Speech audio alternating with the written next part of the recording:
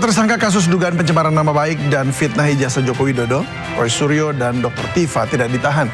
Kejaksaan Negeri menangguhkan penahanan keduanya. Roy Suryo dan Dr. Tifa disambut meriah puluhan pendukungnya di depan kantor Kejari, Jakarta Selatan. Puluhan pendukung yang sebagian kaum ibu berteriak histeris menyalami dan memeluk kedua tersangka. Keluarga menjamin penangguhan Roy Suryo dan Dr. Tifa.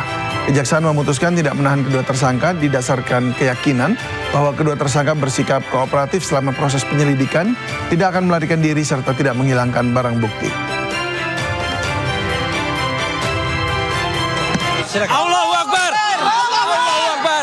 Allahu Akbar. Merdeka. Ya, oke. Bismillahirrahmanirrahim. Ya, alhamdulillah saya secara pribadi Roy Suryo Terpurojo ya mengaturkan banyak terima kasih untuk yang terjelas adalah kepada sahabat setia saya Dr.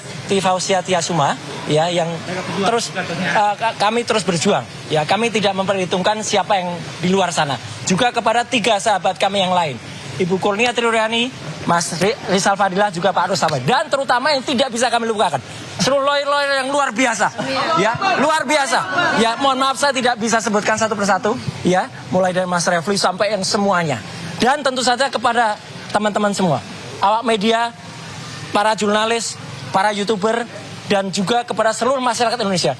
Ini insya Allah kemenangan rakyat Indonesia. Dan saya hanya ingin mengaturkan puji syukur kepada Tuhan Yang Maha Kuasa, Allah Subhanahu Wa Taala, bahwa perjuangan kami belum selesai. Sampai dengan hari ini kami masih akan terus berjuang menegakkan kebenaran yang ada. Dan mohon terus supportnya, dan insya Allah kami berdua tetap kuat, tidak seperti para pengkhianat.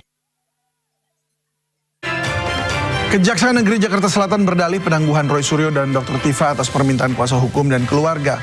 Kini keduanya hanya dikenakan wajib lapor. Berdasarkan pendapat dari tim Jaksa Penuntut Umum terhadap permohonan kuasa hukum dan keluarga para tersangka untuk tidak dilakukan penahanan, mempertimbangkan keluarga sebagai penjamin yang bersedia menerima risiko apabila tersangka tidak hadir dalam persidangan, serta surat pernyataan dari para tersangka yang akan senantiasa kooperatif memenuhi segala kewajiban dan aturan yang berlaku, dan tidak akan mengulangi perbuatan dimaksud, menjaga situasi kondusif, maka sesuai mekanisme dan ketentuan yang berlaku terhadap para tersangka tidak dilakukan penahanan.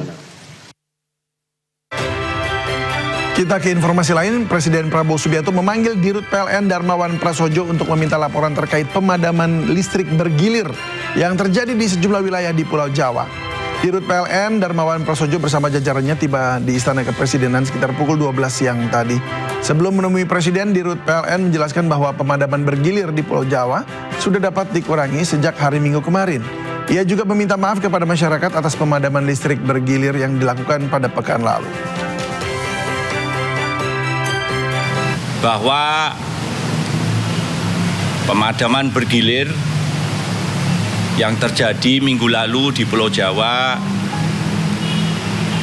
mulai kemarin hari Minggu, kondisi sistem kelistrikan di Pulau Jawa mulai membaik dan pemadaman bergilir berhasil diminimalisir. Kami ingin mohon maaf kepada masyarakat karena ketidaknyamanan dengan terjadinya pemadaman bergilir tersebut. Pasokan energi primer yang sesuai dengan spesifikasi kebutuhan pembangkit baik PLN maupun dari pembangkit milik mitra kami atau Independent Power Producer minggu lalu mulai mengalir, dan untuk itu memperkuat ketahanan dari sistem kelistrikan di Pulau Jawa. Untuk mendukung PLN dalam melancarkan sistem kelistrikan nasional agar tidak terjadi pemadaman massal kembali, Kementerian SDM akan merevisi harga batu bara untuk kebutuhan dalam negeri atau domestic market obligation yang digunakan oleh PLN. Menteri Energi dan Sumber Daya Mineral Bahlil Lahadalia secara tegas akan melakukan revisi harga batu bara untuk kebutuhan dalam negeri atau domestic market obligation DMO yang digunakan oleh pembangkit listrik PT PLN. Dan wacana tersebut muncul seiring meningkatnya biaya operasional penambangan batu bara yang saat ini mencapai sekitar 8 hingga 12%, sehingga dinilai semakin membebani pelaku usaha tambang. Bahlil menyebut bahwa pemerintah perlu menjaga keseimbangan antara kepentingan PLN sebagai pembeli dan perusahaan tambang sebagai pemasok. Dirinya menegaskan bahwa pengusaha tidak seharusnya dipaksa menjual batu bara dengan harga yang terlalu rendah hingga berpotensi menimbulkan kerugian. Hari kan semakin rendah. Nah ini yang kita lagi cari solusinya. Tapi secara yang lainnya nggak ada masalah. Pak, masih akan ada pemadaman Pak? Insya Allah nggak ya. Harga DM kan 70 loh. Akan ada masalahnya untuk pemadaman. Karena Bapak waktu di DPR ada sebut itu. Oh iya, untuk medium ini kan SR-nya sudah dari 8 sampai 12%. Kos produksinya kan udah tinggi. Jadi kita juga harus membijaksanai agar teman-teman pengusaha juga jangan juga dibeli dengan harga yang sangat murah. Kalau beli harganya rugi, nggak mungkin juga. Karena pengusaha juga kan harus jaga agar mereka tidak rugi. Lagi kita menghitung plus minus agar PLN-nya juga tidak dirugikan dan pengusahanya juga tidak dirugikan. Selanjutnya, kalangan pelaku usaha tambang batubara meminta pemerintah untuk memberikan ruang fleksibilitas aturan agar pasokan batubara kepada PLN tidak tersendat. Hal ini dinilai sebagai jalan tengah pasokan batubara untuk listrik domestik.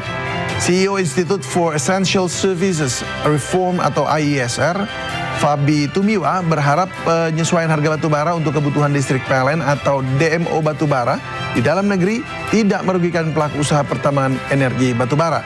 Oleh sebab itu, kesesuaian harga bisa mengatasi krisis pasokan batubara dari sisi nilai keekonomian bagi para produsen batubara.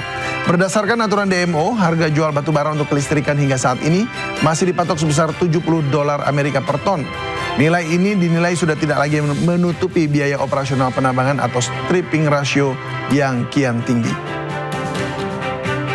PLN itu kan harusnya punya reserve margin 30%. Nah, tapi yang terjadi adalah kalau kita lihat memang ketersediaan pembangkit ya yang siap untuk memasok dengan permintaannya itu yang tidak sama. Oke. Ya, jadi ada kesenjangan antara permintaan dan pasokan. Ada persoalan yang mendasar juga dengan DMO yang sebenarnya sudah disampaikan sejak tahun lalu.